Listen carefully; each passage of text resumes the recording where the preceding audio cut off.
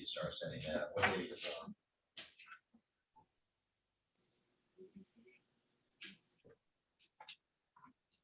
All right, this is case number 21-163-521. This is Community Financial Credit Union versus Megan Wigley. The matter is before the court, set on for a hearing. It looks like the initial hearing regarding this matter, as the court has received an answer in regard to this case. Your appearance for the plaintiff in this matter, please.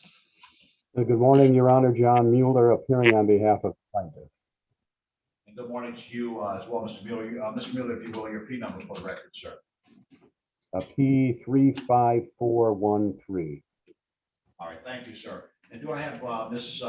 Wigley, I'm sorry, on the Zoom? If you're here, say something at this time. Yes, sir, Your Honor. Megan Wigley is online. All right, and good morning to you as well, ma'am.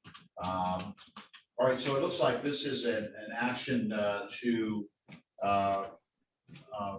recover based upon the purchase of, it looks like a vehicle here and a deficiency balance. Is that about the size of this, Mr. Mueller? I believe we're just looking for the balance at this time. All right. And in your pleadings, I believe that you claim that there is a balance in excess of $4,000. Is that it, sir? Yes, $12,475 was the balance without the additional interest or cost. All right. And yeah, I see an interest assessment here of $5,200. So you're asking for judgment in the sum of some $17,700+ correct, sir?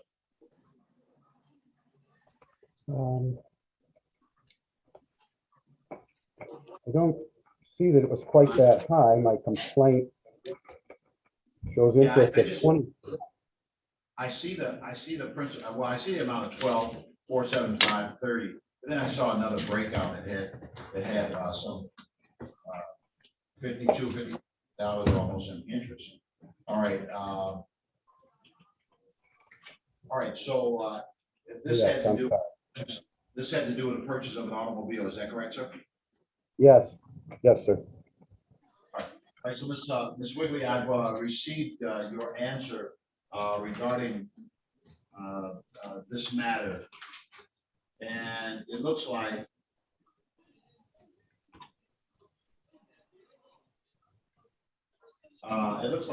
your challenge to this is that you feel like the court should not allow the contract to be enforced at this time. You indicate as an affirmative defense that it was unjust and extremely one-sided. Is that what that's kind of what your issue is in this regard, ma'am? Your Honor, it was a credit card. It initially started off as a vehicle loan. I paid that vehicle loan off, and then it was actually the accumulation of $12,000 is a loan and a credit card. All right. So the vehicle matter is not a subject matter of this dispute at this time. You're saying that you continued in a credit relationship with this entity, and it involved some type of consumer debt that did not relate to the automobile, correct, ma'am? Correct. So what is it, at this hearing, a lot of times what I do is I set up subsequent times for people to exercise discovery, to acquire information that may help to present their case or defend their case. That's kind of what today is, to set up a schedule on file. Sometimes cases can be resolved at this stage as well. So that's why I'm asking some of the questions that I'm asking now, not to get into great detail, but to see if the case can be resolved. What would it take, or what do you think should happen in order for this case to get resolved? So, I see a different name up there. I see Takora, but your last name is Wigley, or is it Takora? My last name is Wigley. My screen name, I don't know why it has my middle name up there. Got you. All right. So we know all your business now. All right. All right. All right. So Miss Wigley, I'm kidding about knowing all your business. Miss Wigley, did you have some thoughts in terms of what you think should happen to resolve this case? Yes, Your Honor. I just want to say that, I'm in a lot of debt right now. I'm in severe debt. I've been hit by the pandemic. I have a lot over my head right now, and I've been trying my best to reach out to settle this debt. I have 2 deceased family members that died in COVID, so I had to come back and rebuild. If I'm able to settle this debt, I take accountability. I own, this matter. I'm just asking if I could settle this debt to get this off my, my back. I owe about $145,000 right now that I'm trying to tackle. All right, so let me do this. Let me do this, Ms. Wigley, because trying to get it resolved, that's a very reasonable thing to do. So, Mr. Mueller, if the 2 of you would take a moment and break our room to see if you could come to some accommodation that might resolve this. Because I mean, that's the way that these kind of things are done all the times. Sometimes. I'm having a hard time I'm sorry, Judge, I'm having a hard time picking up what you said, but I think you said you were going to put us in a breakout room. Yeah, I was saying I'd like to do that because Ms. Wigley has expressed some interest in seeing if she could get it resolved. And I think it would be worthwhile to talk about it and see if you can come to an accommodation. If not, I'll set up a schedule and we'll figure out a way forward. But it's at least worth talking about, especially since there's an interest on both parts in that regard. So I'm going to put you in a breakout room. I'm going to give you a notification to click into breakout room number 1, and then you'll be able to come back into the court session after that. All right, I wish you well, both of you, in regard to trying to move this forward. All right, so Ms. Wigley, you're going to receive the notification. Okay. Breakout number 1, and Mr. Mueller, sir, thank you.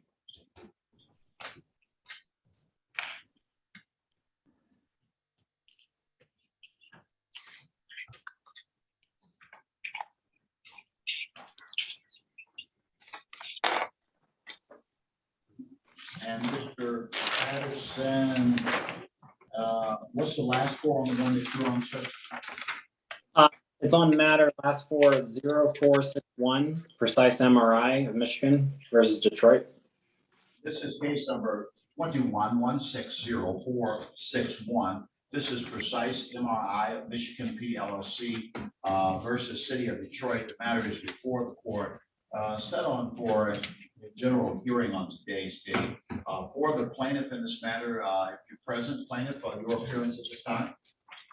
I am, Your Honor, Joe Yatuma on behalf of the plaintiff. Thank you, Mr. Yatuma. And Mr. Yatuma, your P number, if you will, for the record, in this matter.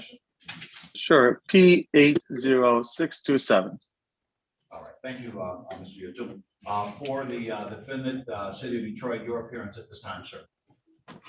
Good morning, Your Honor. Ben Patterson on behalf of City of Detroit, P number 85118.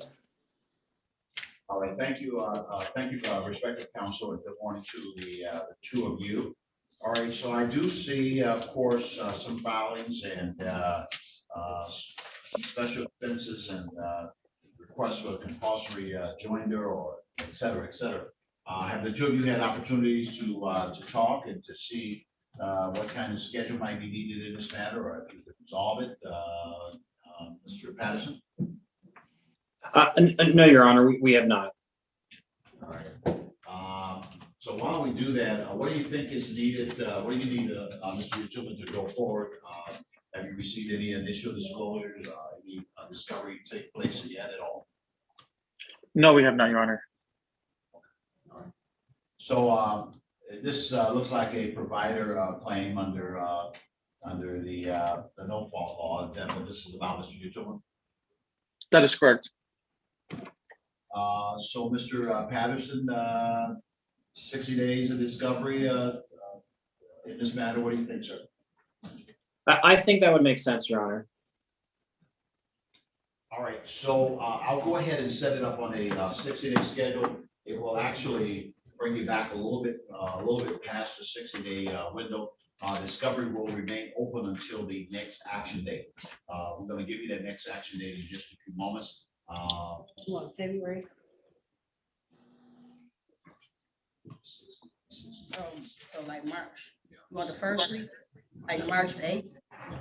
March 8th, 2022 is going to be your return date. And that's going to be at 9:30 a.m., March 8th, 2022. You'll get an order from me with that date on it.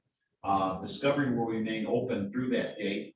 Also, you may file motions with the court to be heard on that date.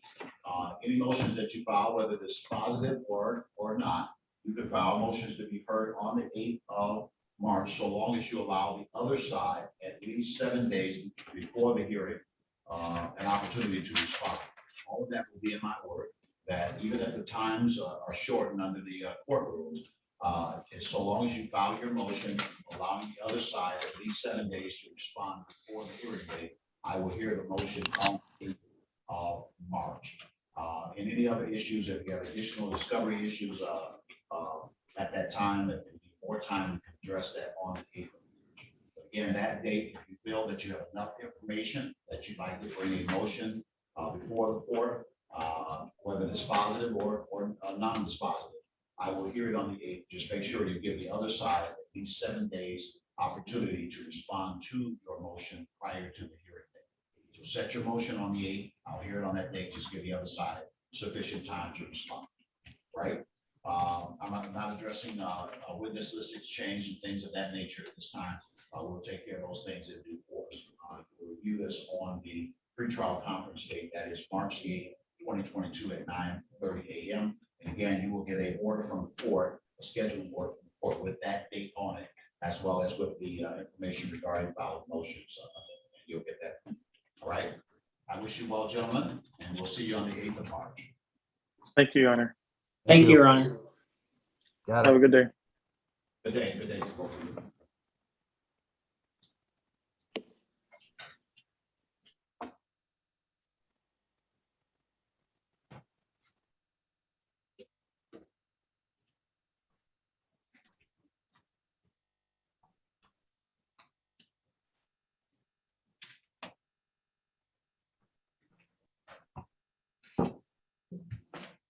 All right, Mr. Drew Patterson, sir, what's the last 4 digits on the case that you have, sir?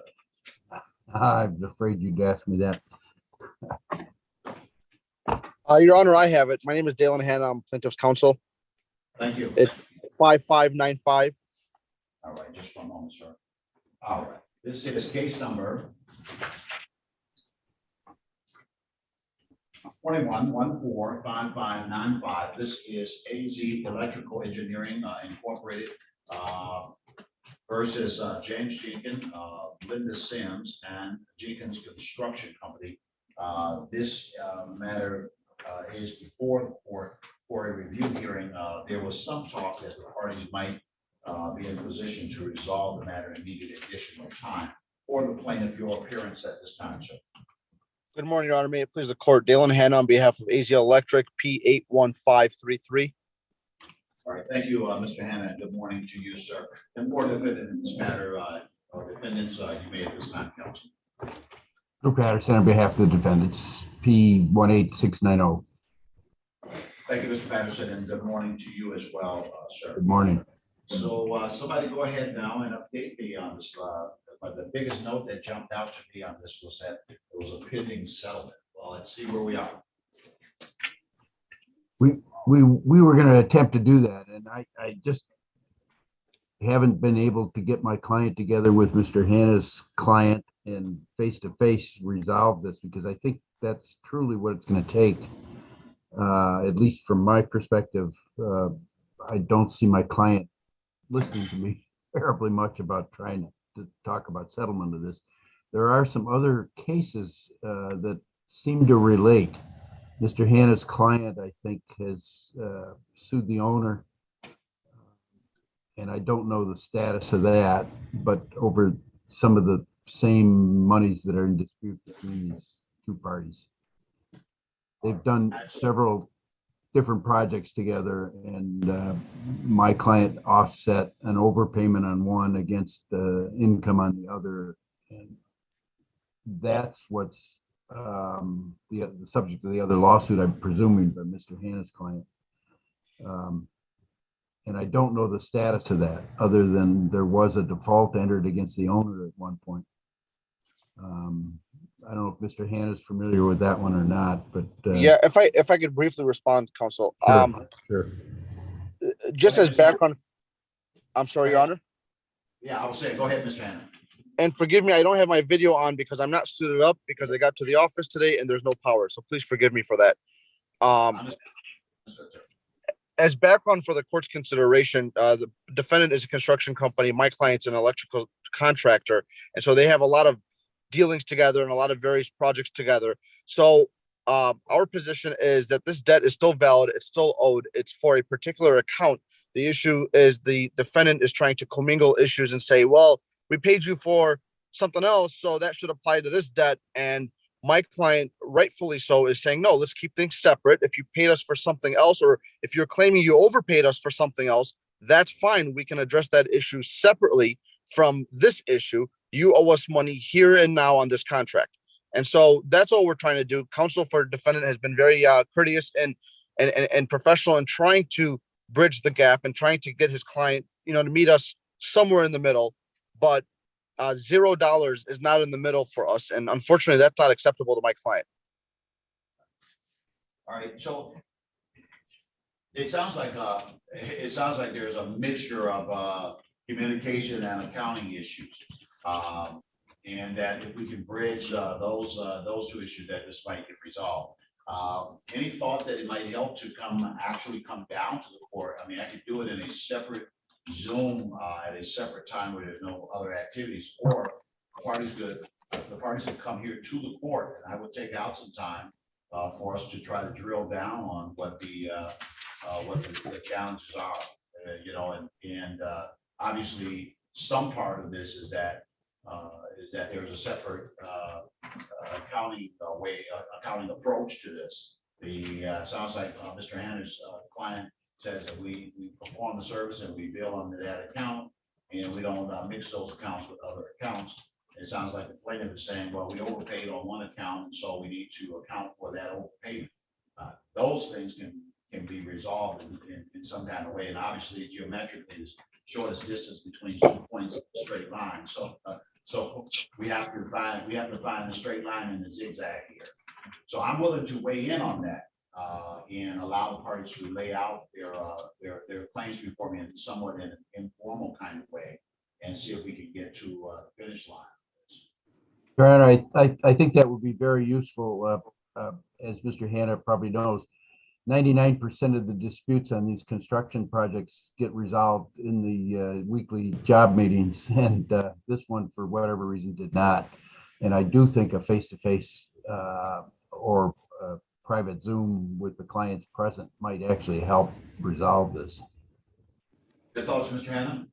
Yeah, I'm not in disagreement whatsoever. I will say Mr. Pedersen has notified me that he would be trying to get me some sort of proof of that overpayment so I could present that to my client. If he can do that between now and this proposed facilitation, that would be very helpful in helping me twist my client's arm into saying, hey, look, maybe this is a wash. We move on to the next case.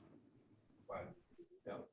Yeah, it's very insightful. Thank you for bringing that information regarding the ongoing dealings, because, this is not in isolation, and it makes sense that some other issues might come into it, but it should be resolved. So what I'll do, I don't have a problem with you all coming down, but what I'll start out doing is setting up a separate Zoom time. I'm going to set that at 1 o'clock to give you a day. I want to try to do this before the year is out. That makes you guys want to try to get on this before the year is out, because if so, I would give you a date next week, and a separate Zoom time next week in the afternoon, say 1 o'clock. Or if you want to wait until next year, then I'll do it in January. Your Honor, I apologize. Admittedly, my schedule next week is terrible. I have a federal case coming up that's going to start next Tuesday that I don't want to conflict with that. Okay, gotcha. That makes sense to me. All right, so the 4th or the 5th of January at 1 p.m. Hey, I look at my calendar here just briefly, and I'll tell you. The 4th works for me, and so does the 5th, Your Honor. And Mr. Patterson's checking, just one second.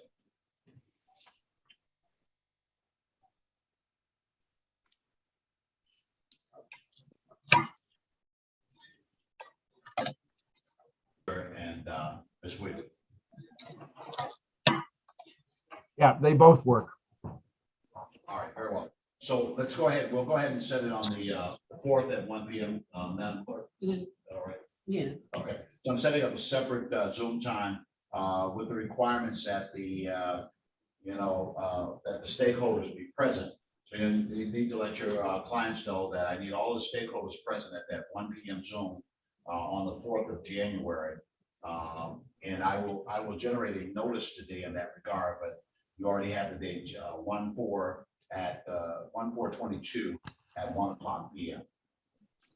That's fine. In the meantime, I will make sure my client gets together that stuff for Mr. Hannah to show to his client so that we're all on the same page in terms of talking about what the monies are. Thank you very much. Thank you. Sounds good. I'll see you guys. See you gentlemen soon. Have a wonderful rest of the year, please. You too. Thank Your you Honor. too. Yep. Bye-bye.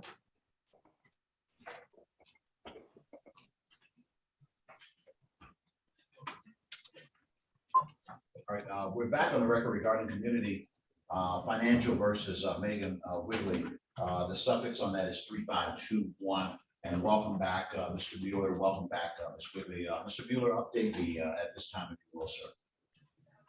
Yes, thank you, Your Honor. So we've had a chance to speak, and actually, Ms. Wrigley and I have spoken before. She's been good enough to reach out to me, and I think we've spoken at least twice before.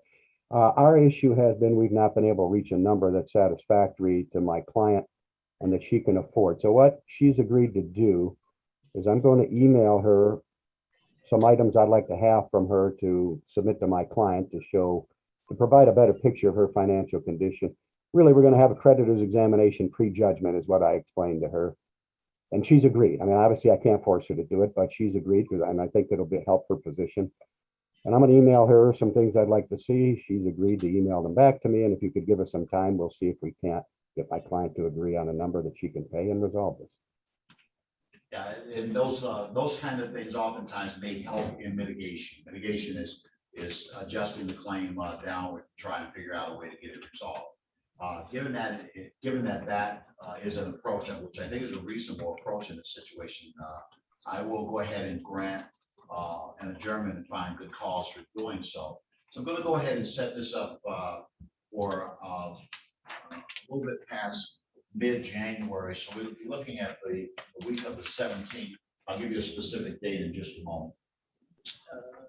We can do the 4th. No. Oh yeah. 17th. January 20th. January 20th is the date that I'm receiving, and I'll set the matter for review on that date. 1/20/21, and that's going to be at 9:45 a.m. 1/20/21 at 9:45 a.m. You will receive a notice with that date on it.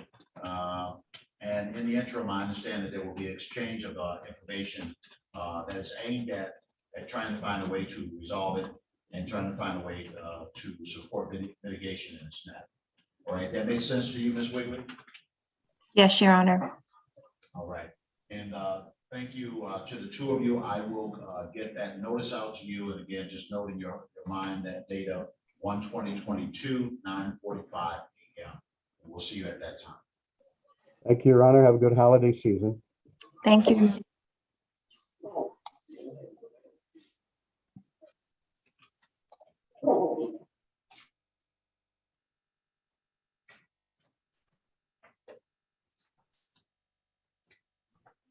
Okay, the court now is calling case number 21-152428. This is Biomolecular Integrations Incorporated versus Allstate Fire and Casualty Insurance. The matter is before the court. Looks like I set this over for the review. All right, your appearance for the plaintiff in this matter, please. For the plaintiff on Biomolecular Integrations, do I have a defendant on this matter? All right, I'll come back to that matter. The court now calls case number 21, 164173. This is St. John Anesthesiologist, PC versus Michael Hill. The matter is before the court, hearing, unspecified. All right, your appearance for St. John. Good morning, Your Honor. Joshua Kosmeric, P80941 for the plaintiff. Good morning to you, Mr. Kosmeric. And for the defendant in this matter, your appearance at this time, please. Good morning, Your Honor. Ashley Shea, P82471. All right, thank you, Ms. Shea, and good morning to you as well. I'm just kind of looking through the file here to see how far we've come along here. Looks like there was a motion to set aside a default that was filed in this matter. All right, so go ahead now. That is correct, Your Honor. And I had reached out to Ms. Shea, and the parties are agreeable to stipulating to setting aside that default. We will be preparing a stipulation for submission to the court. It was my understanding that this was scheduled as a pretrial conference as well. I could be incorrect, but if we could get that out of the way today as well, I think that'd promote judicial economy and getting this case on track. Thank you, sir. And that makes sense to you, Ms. Shea? Yes. So I will sign an order consistent with the stipulation to set aside the default in this matter. The court secondly will treat this as a pretrial hearing. And my initial question is, have there been any additional disclosures or any information exchanged at this point? Not at this point, Your Honor. All right, very well. So how much time do you need to kind of begin to move this forward? Ms. Shea and I haven't discussed that yet. 60 days of written discovery, is that agreeable, Ms. Shea? Yeah, I think that's agreeable. I don't envision much discovery. Just the only things that I need to know is what exactly happened after Mr. Hill was approved for healthcare coverage, which that should only take 60 days or so. So. Sounds good. That sounds, that makes a judge's ears tickle when you say 60 is 90 or something greater than that. So what I'm going to go ahead and do is I'm going to go ahead and set you out for March the 6th, and I'll leave discovery open through March 6, 2022. And that will be your return date, and your return time is going to be 9:45. Judge. One second. March weekend, it's a weekend, Oh, the I'm 7th. sorry. I meant March 8th. Okay. Thank you. I was using the date you used earlier. I thought it was, that date is actually March 8th. We don't need you to come on the weekend. All right, so March 8th. Thank you, Madam Clerk. Wow, what would I do without them? Without her? March 8th, 2022 at 9:45 a.m. Is the return date. The discovery remains open through that date. Now, I will allow the filing of motions to be heard on March the 8th. Those motions can be dispositive or otherwise. If you believe you have enough information in which you wish to bring a motion before the court ballot and set it for hearing on the 8th of March, all you need to do is make sure that the other side has at least 7 days to respond to the motion prior to the hearing date. So that cuts down some of the what would normally be allowed in the courtroom. So you can file a motion for summary disposition or any other kind of motion. All you have to do is make sure that the other side has at least 7 days to respond to your motion, and I will hear it on the 8th of March. So that will be our order going forward. I'm not going to deal with exchange of witness lists or anything at this point. We'll address all of those issues on the 8th of March, right? Any other questions at this time? Not from the plaintiff. None from the defendant. All right, and you'll get an order from me with all of the language that I just used. It'll be a scheduling order. And I look forward to seeing you on the 8th at 9:45. Happy holidays. You as well. Thank you for your time. Thank you, you too. Take care, Ms. Shea. Thanks, you too. All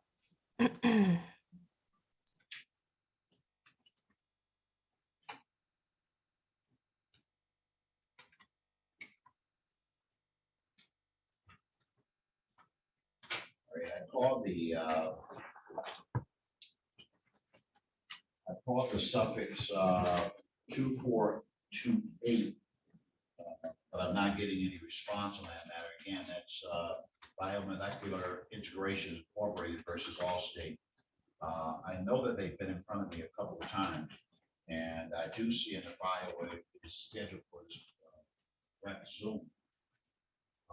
And it was scheduled for 9:30 a.m. All right, so given that neither side has appeared on this matter, the court will enter an order dismissing the case based upon the non-appearance. It is so ordered at this time.